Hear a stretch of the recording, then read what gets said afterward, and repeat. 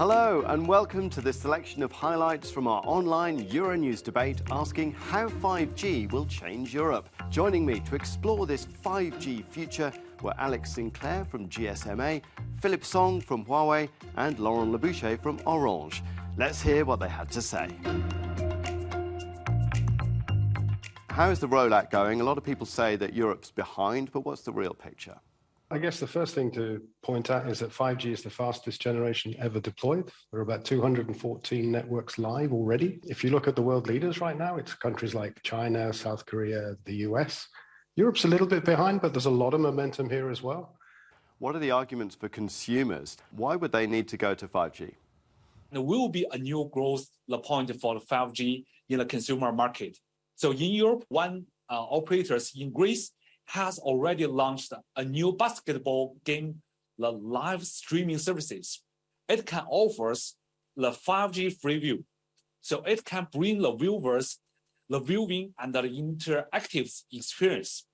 We are experimenting in the stadium the capacity to provide to users the possibility to zoom on a particular player, for instance, and get information on a player. So really to get an immersive feeling.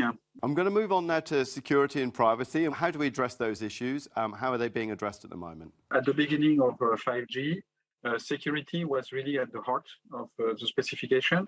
And there is encryption between all the way in between the device and the network. So addressing these challenges is our top priority. So we are working tirelessly to develop the secure and the trustworthy and the quality products and the solutions. When 2G was created, the security paradigm was completely different to the one we have today.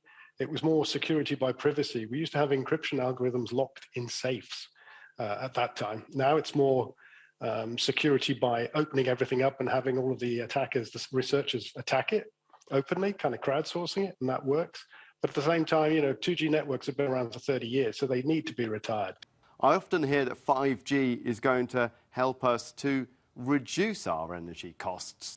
If you look at the volumes of data we're processing now compared to, say, 10 or 15 years ago, it's orders of magnitude different. But basically, the amount of energy used by the operators is largely flat.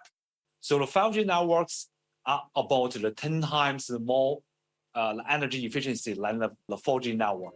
Well, that's all we have time for. You can watch the full Euronews debate asking how 5G will change Europe on our website, euronews.com. I'll see you soon.